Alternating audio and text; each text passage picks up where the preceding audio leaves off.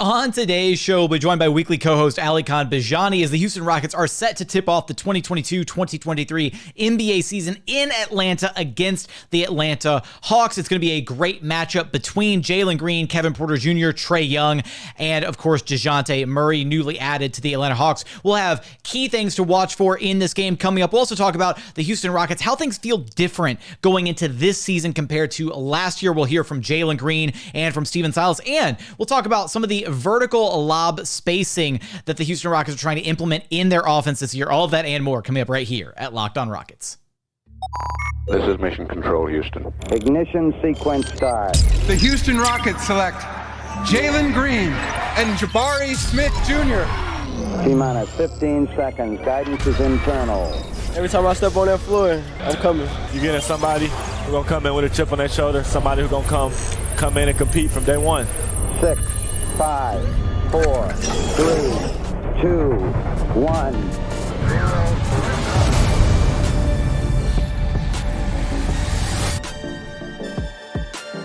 What's up, and welcome to another edition of Locked On Rockets, your daily podcast home for everything Houston Rockets basketball. As always, I'm your host, Jackson Gatlin, native Houstonian and credentialed media member. I'm also the host of Locked On NBA Mondays, host of the State of the Rockets podcast, as well as Rockets Watch. Be sure to follow along on Twitter at JT Gatlin, and the show, of course, at Locked On Rockets. We are free and available on all podcast platforms, including YouTube. Just go to YouTube, search Locked On Rockets. Be sure to like, comment, and subscribe. Today's question of the day for the show: what are you most looking forward to seeing out of the Houston Rockets in the season opener on the road against the Atlanta Hawks? Let me know in the YouTube comments. Now, today's episode is brought to you by Prize Picks. First-time users can receive a 100% instant deposit match up to $100 with promo code LOCKEDON. That's prizepicks.com, promo code LOCKEDON.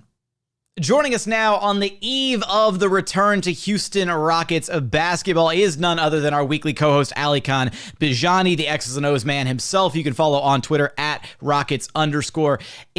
Alykhan, we are less than 24 hours away from watching Houston Rockets basketball in all of its amazing glory as they get ready to tip off their season against the Atlanta Hawks on the road, a game that is going to be very special for Jabari Smith Jr. Grew up in Atlanta, spent time, so much time in and around the city. He's got connections. He's talked about at Rockets practice the fact that he's basically going to have to buy out like an entire section for all the friends, family, people who want to, come out, show him support.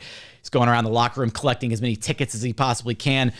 We've got a lot to talk about heading into the season opener for the Houston Rockets. On today's show, we're going to spend a little bit of time talking about vertical spacing and how that works within the Rockets offense.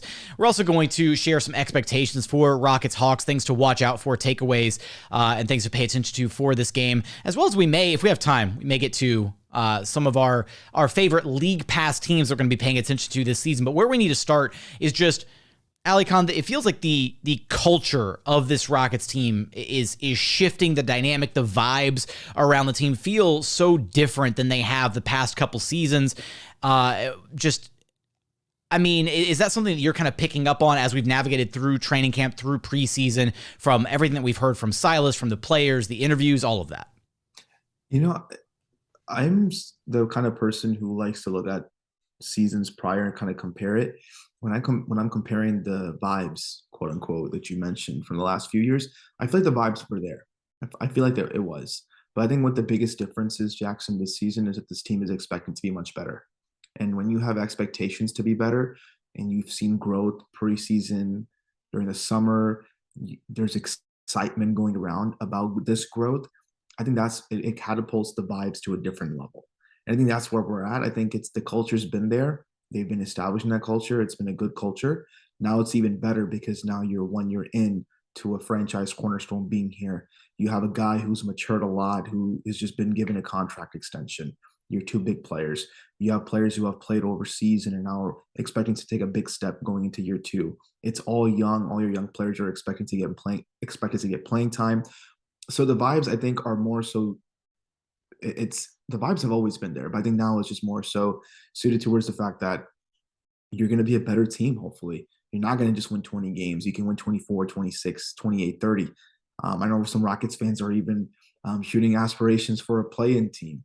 And so we'll see what happens. But I think that those expectations of growth and winning are what's driving this overall positive atmosphere that you see at Toyota Center. Yeah, and in all of that positivity, that optimism, Stephen Silas shared some of his thoughts, kind of on the eve of the return to regular season basketball play, at least for this Rockets team. One of the words I keep hearing is more together, more chemistry. Jalen has said. I mean, everybody seems like he's saying. What, from your vantage point, what have you seen?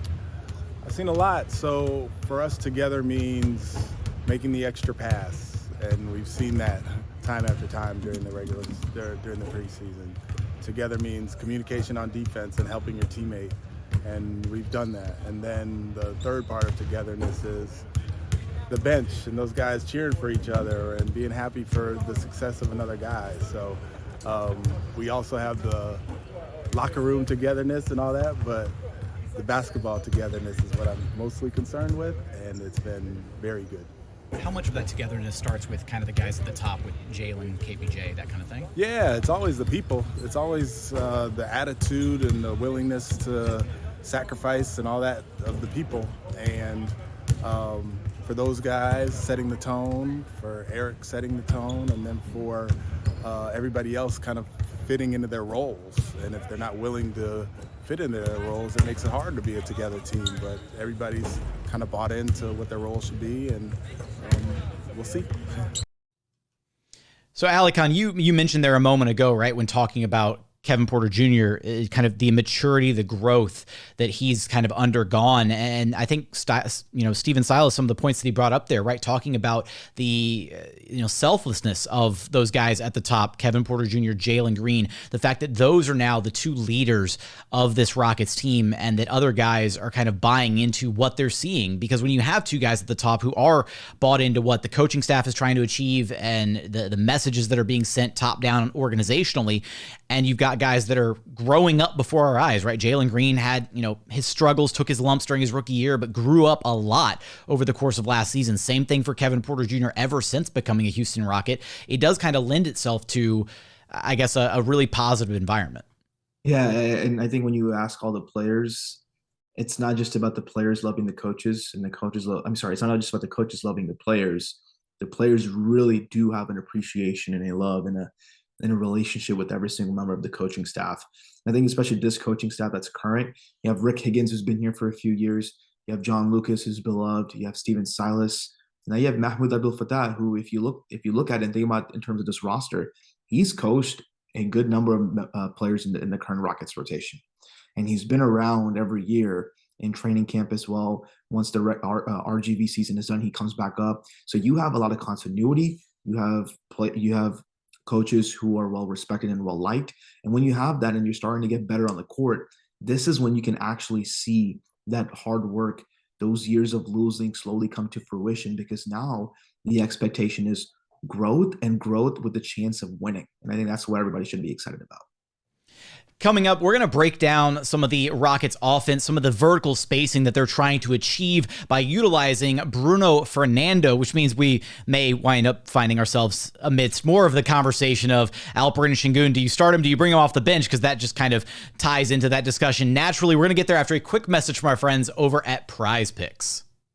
For the Rockets season opener on the road, I'm taking Jalen Green to score more than 24.5 points. I'll take KPJ over on 7.5 assists. How about Jabari Smith Jr.? We'll take the under. We'll go a little bit more conservative on 4.5 3-pointers made. And then maybe Tari Eason will take the over on 8.5 rebounds because he's been a monster on the glass. So, how does Prize Picks work? You pick 2 to 5 players, and if they score more or less than their Prize Pick projection, you can win up to 10 times back on your money on any entry that you submit. No competing against other people. It's just you versus the projections available. Prize Picks offers projections on any sport that you watch. This includes NBA, NFL, MLB, NHL, you name it, they've got you covered over at Prize Picks. Entries can be made in 60 seconds or less. It's that easy. It offers safe and fast withdrawals. Download the Prize Picks app or go to prizepicks.com to sign up and play daily fantasy sports. First-time users can receive a 100% instant deposit match up to $100 with promo code LOCKEDON. If you deposit $100, Prize Picks will give you $100. If you deposit $50,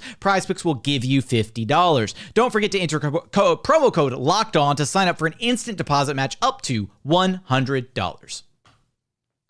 And continuing on here at Locked On Rockets, your daily podcast home for everything Houston Rockets basketball. Now, As we kind of dive into this discussion offensively about what the Houston Rockets are trying to achieve this season, having a vertical lob threat, or a vertical spacing threat in the Rockets lineup in Bruno Fernando, it's kind of important to understand what that kind of unlocks for this Houston Rockets team. We're going to talk about that, but it's also nice to be able to hear what that does for Jalen Green from the man himself. Through preseason, you've looked a lot more comfortable, especially making reads out of the pick and roll. What's kind of gone into that? Just film, work, chemistry? Yeah, I think just everything, film, work, chemistry, like you just said, and just knowing that I'm a primary scorer on the team this year. So just knowing when to get to my shots, when to get off the ball, and when to get the ball.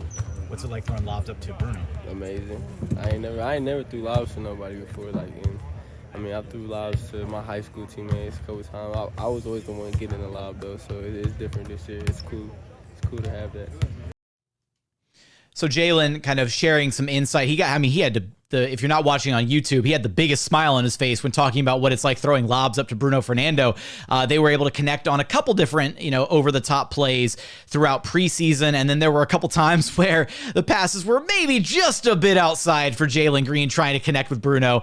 Needs to, work on being on the other end of those lob passes, as he already alluded to. But Alykhan, this Rockets team, we've seen, right? Historically, right? You go back to the James Harden era, having a vertical spacing threat on the floor was always a really big part of what that team was able to do. It adds another layer, another dimension offensively, and really kind of opens things up elsewhere on the floor. It opens things up for your shooters because it really puts the defense in a pickle trying to figure out, okay, well, do you stop the roller? Do you stop the ball handler? Do you stick with the shooters on the perimeter? It just adds that extra little, I don't want to call it pizzazz, right? That extra spice, whatever, to a given offense. And the Rockets have that when they have Bruno Fernando on the floor. They don't have that when they have Alperen Sengun or Usman Garuba on the floor.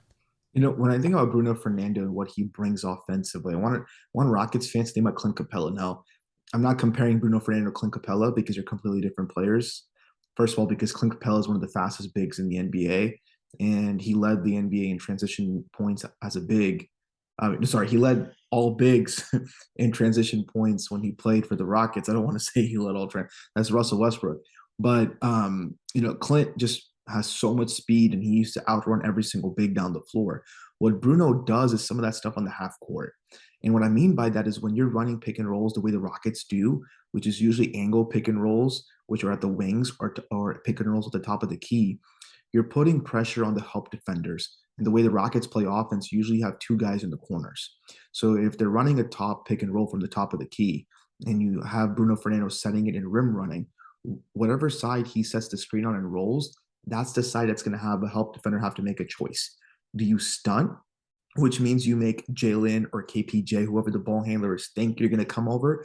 Do you fully commit and then force the secondary defender to rotate over to the corner to take away that pass? Or, as a big, do you retreat all the way to take away the lob and then have to play both the ball handler and the big? It's a lot of that goes into it, especially if you have a good vertical threat. And Bruno Fernando has shown to me, and he's shown the Rockets, that he can be a consistent threat. It's not always about getting the shot attempts, but it's about setting a solid screen that gives the ball handler enough time to get into an advantage against a defender while also running hard enough to be able to then put pressure on that big defender, and Bruno has done a good job. So it may not always lead to points, but just the concept of vertical spacing, having to, honor that big, just has opened up a lot more for Jalen and KPJ.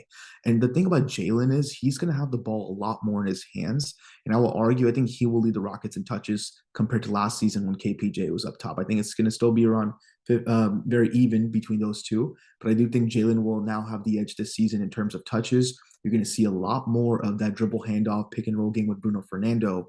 And the reason why with Jalen that's important is because Jalen has a quick first step. And he's added muscle into his shoulders, which allows him to lean in versus lean away. He had a bad habit of leaning away from contact or bigs. You saw that against the Pacers last preseason game. He leaned into Miles Turner and put the shot up and got it to go. So that's a big, big advantage that he has created for himself. And then you add a good vertical spacing threat. That puts the defense in a big disadvantage because Miles Turner, NBA shot blocks leader, is he going to commit to Jalen? Is he going to go straight up? or is he going to have to, defend Bruno Fernando, who has really good hops and is strong enough and big enough to be able to kind of withstand a help side crash defender who's trying to take his lob jumping ability away. But Jackson, you said something that's really interesting to me. You said that the vertical spacing exists with Bruno, but doesn't exist with Alperen Sengun or Usman Garuba. What do you mean by that? Well, Alp and Garuba don't play above the rim the way that Bruno does. I will say, as we're segueing back into this part of the discussion, I just want to point out that leaning into Miles Turner is probably about the most PC way you could put that for that finish that Jalen Green had, because Jalen went up like he wanted to end Miles Turner's career and then was still able to convert the bucket despite getting fouled midair. I got to tell y'all the story one day on Lockdown about Miles Turner dunking on me in college. What? That's a story for another day. Oh my God. He just drops a bombshell in the middle of the episode. All right. I will not forget this. Listeners, I swear to you, we will get this story on air at some point. But right. I mean, I don't think it doesn't take a rocket scientist to look at, Alperen Sengun and Usman Garuba and kind of evaluate the fact that they don't play above the rim, right? Alp is using the term unathletic is not fair to Alp. He's not unathletic. He is a very athletic individual, but he doesn't play above the rim the same way that Bruno does. He's a very grounded center. If you're going to pass to Alp on the roll, they've got to be little like shovel passes. Maybe you can float it over the top, but he's not going to have the same. We talk about the word gravity a lot, right? Especially we talk about shooting gravity that certain players have. We talk about scoring gravity, whatever. There's a gravity that you have when you are a roll man like Bruno who can play over the top of a defense to where you can put that pass over the defense to where only he can get it. Only the roll man can go up and get it. And having that threat, having that vertical spacing threat unlocks the rest of the offense. And unfortunately for the Rockets, Alp doesn't provide that same level of gravity, and Garuba doesn't provide that same level of gravity. If you try to throw it over the top to either of them, it's going to easily be in range for the defense to tip it away, to, obstruct the passing lane, whatever. And that's not to say that those two guys can't be sufficient roll threats in a traditional pick and roll scheme. They're just not vertical spacing threats, if that makes sense. You know what's interesting? We bring up Bruno Fernando here. I remember the trade that happened last year when the Rockets got Bruno Fernando, and how many Rockets fans thought it was a throwaway. And look at him now with the potential to have a significant impact on this Rockets rotation. I just think it's interesting. I wanted to throw it out there. But I bring up Alperen Sengun for one of two reasons. For two reasons. First reason is because I think the Rockets, after that conversation, and after Bruno playing well, they've started to mix up and do some certain things with Alperen Sengun that are different. They're running a lot more three-man actions with KPJ, Jalen Green, and Alperen Sengun. And what I mean by that is, they're putting two shooters in both corners, and they're essentially having Jalen, KPJ, and Alperen Sengun kind of be interchangeable at the wings and the top of the key, and play that 4-out, 1-in, while also playing a 5-out as well and doing different variations of that. And what I mean is, if Jalen's setting a screen for Alp and Jalen has an advantage, he's going to the rim, Alp's not going to go and take a defender into the paint as well to kind of crash it. He's going to stay back and set a flare screen for a shooter. Or he's going to stay at the top of the key as a failsafe, get the ball, then go into a dribble handoff. If you go back and watch the Pacers game, I thought it was a great example, a great illustration of what the Rockets offense can look like when Alperen Sengun buys in to being able to play that role while also still getting some of his touches. Because Jackson, I thought the Pacers game that Alp played a much better game offensively. And so for me, I think there is ways to kind of hone in both. That's where that conversation comes in about, is he better coming off the bench? Is he better playing with the second unit, which you and I talked about last week on the show? And so for me, I'm looking at that. And by the way, this is a great way for me to be able to say that Locked On Rockets with Jackson and Alykhan will be having a new telestration tool that we will be using to break down plays for this season. And one of the first plays we're going to be breaking down is that three-man action between Kevin Porter Jr., Jalen Green, and Alperen Sengun. So we're really looking forward to using it. Now that the season is starting, we're going to get that going. And so by next week's episode, you will be seeing that a lot more on my Twitter feed. You will be seeing a lot more on the show. So a lot of really cool things coming up in terms of film and telestrations when we're talking about the Rockets, and the three-man little actions that the Rockets do will be the first thing. definitely looking forward to unveiling that. I'm glad you brought up kind of the little flare screens and some of the stuff that Alp was doing in that Pacers game, because that was one of the standouts to me, is just his impact across the board in that game. It felt like he was much more involved, much more committed to, doing things that he could do, making an impact on the game without the ball in his hands, but also still getting an adequate number of touches in that game compared to the Miami Heat game prior, where he just looked all out of sorts offensively, didn't look engaged or connected at all to what was going on in that game. So yeah, the Pacers game, I think, is a prime example of how Alpi can be out there and coexist with Jalen, with KPJ, play a little bit of his own game, but also be an instrumental part in, setting other guys up and still playing his game a little bit, but also kind of fulfilling that role within the Rockets offense to where he doesn't necessarily have the ball in his hands and, on the low block, at the high post, in the spots that he's comfortable handling it in, but still making, a solid overall impact on the game.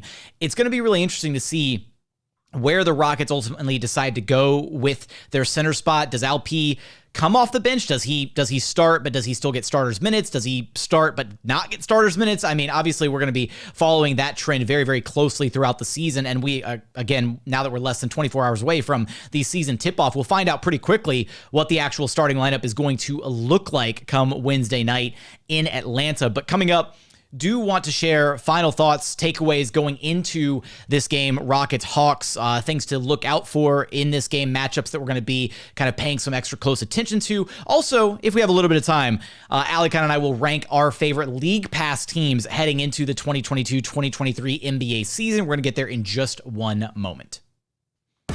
And final segment here at Locked On Rockets, your daily podcast home for everything Houston Rockets basketball. Now, I mean, Alykhan, this is going to be a big time, I can't say big time matchup, but it's going to be an electric game between the Houston Rockets, the Atlanta Hawks, namely because they've got two really exciting, talented backcourts going to be going head to head. Obviously, one of the marquee moves made this offseason, the Atlanta Hawks acquiring Dejounte Murray from the San Antonio Spurs, pairing him with Trae Young in the backcourt. We know and love the Houston Rockets backcourt. Jalen Green, Kevin Porter Jr. have spent the last year together, spent an entire offseason working, training, getting better. Hopefully, we're going to see both of those guys take a significant leap this season. And when asked about what it was going to be like going up against one of the best backcourts in the association, Jalen had a fantastic response. You guys start against one of the best backcourts in the league, and really the next game too.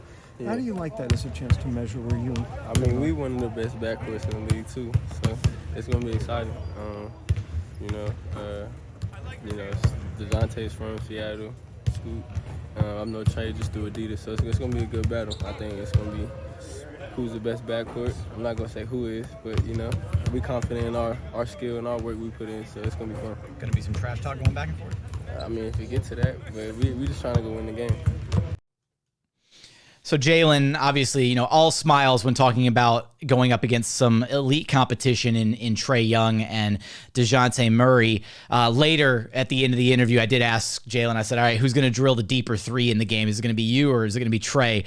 Big smile. And he said, man, that boy pulls it from deep. He goes, if Trae pulls from the logo, I think I'm going to have to give that one to him. So I think there's maybe a little bit of added, something's extra special about this game, right? Because the Rockets ended last season against the Hawks. I wonder how often that actually happens where you end against one team and then start against that same team the next year. Rivalry, man. But yeah, absolutely. This noted rivalry between the Houston Rockets and Atlanta Hawks. Absolutely. Fighting for which team is the fifth largest city or fourth largest city. I don't know. there we go. Cities go into that, but yeah. But no, I think this has a chance to be a really good test for this Houston Rockets backcourt. Dejounte Murray, obviously kind of a guard with a bit more defensive prowess, the ability to really take a tough defensive assignment and try to slow somebody down. So it'll be interesting to see who he winds up checking primarily, whether they decide they want to throw him on KPJ or do they want to try and slow down Jalen Green. Where are they going to put Trae Young? I have a feeling Murray is going to be on Kevin Porter Jr. and they're going to put DeAndre Hunter on Jalen Green. That's what I'm thinking right now. DeAndre Hunter? Yeah. Not Kevin Huerter? DeAndre Herter, the fusion of Kevin Herter and DeAndre Hunter. I said Hunter. You said DeAndre Herter, and that is staying in the recording. We're not retaking this segment. No, I love that. No, and I think that's probably the way that I would lean to. And if Rockets fans remember, I mean, Dejounte Murray and the Rockets have had some battles over the years, namely last season when the Rockets were playing in San Antonio and Dejounte Murray went absolutely ballistic. It was like a 30-point triple-double, I think. KPJ coming alive super late in the game. That was a ton of fun. So, there's going to be definitely some jawing, some back and forth between these guys. And the other matchup that I'm really interested in, Alykhan, is seeing what the Rockets decide to do with Jabari Smith Jr. and whether or not he primarily checks John Collins, whether he's on Clint Capella a little bit, how those guys look defending Jabari, and just kind of, it'll be great to see him actually back on the floor because we got one small little taste of what Jabari Smith could do against the Spurs, and then we were robbed of the rest of it for preseason. So, yeah. Jabari's going to have a lot of shots open from deep the way the Hawks play defense. So I expect Jabari to get his shots up. Let's see how well he does. I'm looking forward to seeing how Jalen does attacking a pretty aggressive pick and roll defense. And Kevin Porter Jr., he is somebody who I'm eager to see. And going back to that clip, how Jalen was like, we have a good backcourt too, right? I'm going to say my predictions for both of them for this season. I think Kevin Porter Jr. averages 17 points, 9 assists a game. Low turnovers. I think this is the year he takes the next step with low turnovers. I think Jalen Green is going to have 20 points per game, and he's also going to shoot around 50% from the field. Maybe very high. Maybe I'm being too optimistic with this squad, but I have some excitement, Jackson, I haven't had in the last few years with this squad, and I'm eager to see how well they do. I think Jalen understands. I think Kevin understands because when we've asked them in media, right, when you've been there and you've been asking them questions, they're the ones to bring up, oh, yeah, we need to play fast. We need to play this way. And in the preseason, they have been playing that way, right? I think defensively, they've been better. I'm not going to say they're a juggernaut defensively, but they have been better. And I just think overall, they're taking it more seriously, and they understand what's ahead of them as leaders of this team. And so for that reason, I'm pretty optimistic about both, and I'm eager to see how well they do. There's one whole year of tape on them. There's 7 games of great tape on them from the end of last season. What are the counters they're going to do when the defense plays them a certain way? Tomorrow's day one. Wednesday's day one. Let's see what happens. Let's see how the Rockets start off, and then next week we'll break it all down on film.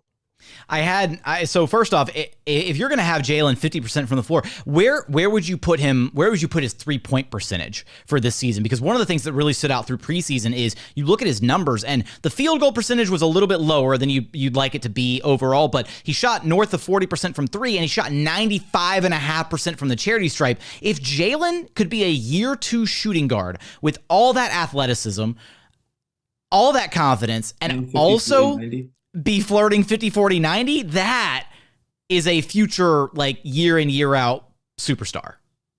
He's giving me those moments, man. The biggest thing for me this preseason was his handle. And I don't think I've talked about it that much when I come on the show, but I've been so very much impressed with his tight handle that he's had. And that's what makes me excited about him even more so. More than just the added muscle, more than anything else, he's playing pick and roll very well offensively. When he doesn't, have an advantage on the initial pick and roll and they'll set a rescreen, the way he goes around that rescreen going right to left, I mean, it's great to watch. The way he goes around the screen whenever he has an advantage and pulls up for 3, tight handle, gets his shot, gets his feet set, puts the shot up. I mean, it's been great to watch. And if this is going to be consistent for him this season, I don't think my prediction is honestly well off. I did some predictions over at State of the Rockets, which after a 3-month hiatus, Roosh Williams and I finally dropped a new episode. So you can go check that out. I think there's links to it somewhere on my Twitter profile. I don't know where I need to start. I do way too many podcasts to keep track of them all.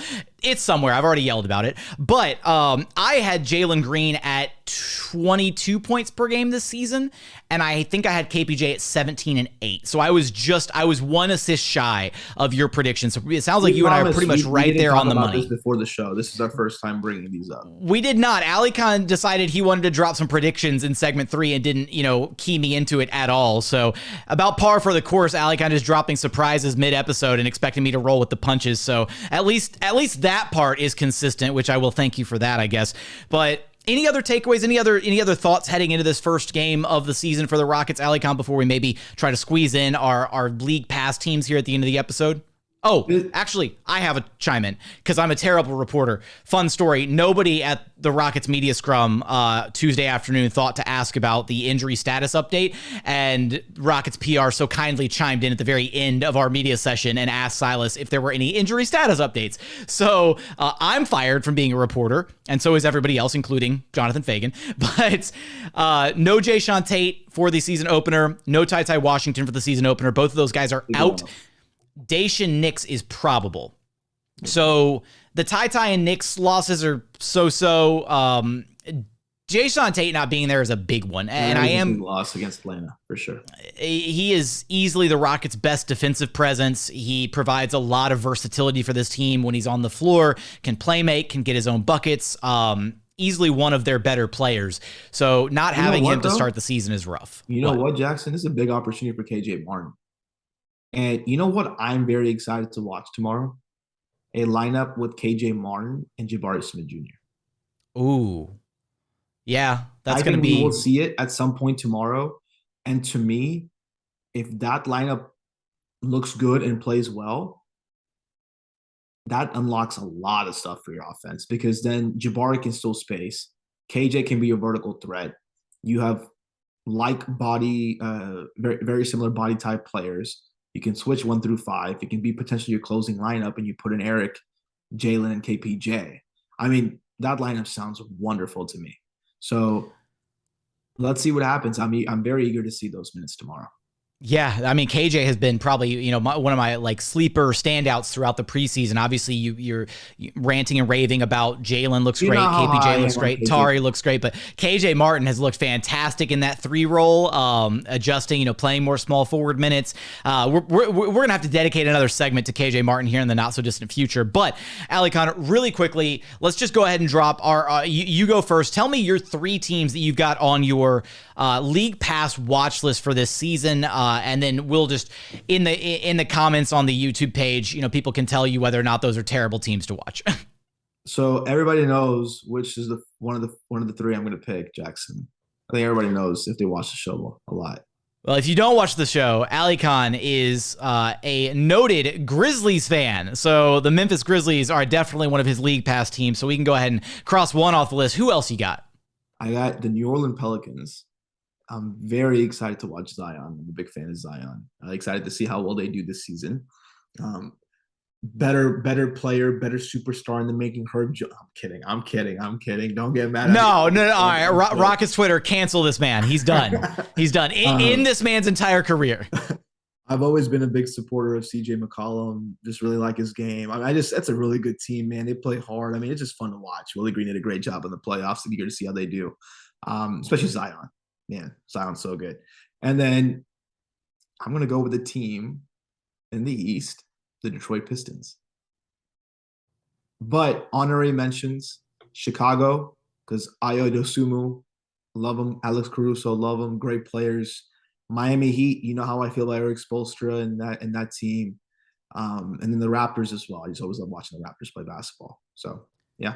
Those are really solid picks. On my end, I'm definitely, we had some overlap there. Got to go New Orleans Pelicans. I'm really excited. I think they've got the largest, variance in where they could be this season. Advantage? Home court advantage, maybe. Their top end, they could be a 3 seed. Their bottom end, they could still be in the play-in tournament. So I don't know. They got the largest discrepancy between where they could be at the top and where they might be at the bottom as far as just how their season pans out. But for all the reasons you laid out, Pelicans absolutely. Really interested in seeing how the Sacramento Kings do this year. I think Keegan Murray is going to be fantastic for them. I think Keegan Murray wins Rookie of the Year. Ooh, all right. Well, you're shooting strays left and right, man. The Rockets are taking some lumps here at the end of this show. How about this? Okay, I had Jabari second place, but it could also be Jabari winning Rookie of the Year. All right. Well, now it just feels like you're backpedaling, which is just adding insult to injury. But Sacramento Kings for sure definitely want to see how Fox and Sabonis look after an offseason of work together. And then my last one is going to actually be, maybe I'm cheating here a little bit, but I'm going to go Philadelphia 76ers because they're basically Rockets East now with Daryl Morey getting the band back together. Hopefully we see a better version of James Harden than what he was able to do last season. Jackson is cooking up some homers. There we go. We're cooking it up. With that, those are my three teams. Those are Alykhan's three teams plus his honorable mentions. Let us know in the YouTube comments who you're looking forward to seeing this season aside from the Houston Rockets. Let us know. Also, let us know what you're looking forward to out of the season opener. That's our question of the day. Let us know in the YouTube comments. We do read each and every one of those every single day. But Alykhan, you know the drill. Let everybody know where to track you down at. Follow me on Twitter at Rockets_insider, not Brunch Insider, not Coffee Insider, but Rockets_insider. You can also follow us on Twitter at Locked On Rockets. Subscribe to our YouTube channel. Remember, if you're listening to the end of the show, that means you love the show, and I hope you love to be able to watch our illustration starting next week. Follow me on Rockets_insider for that.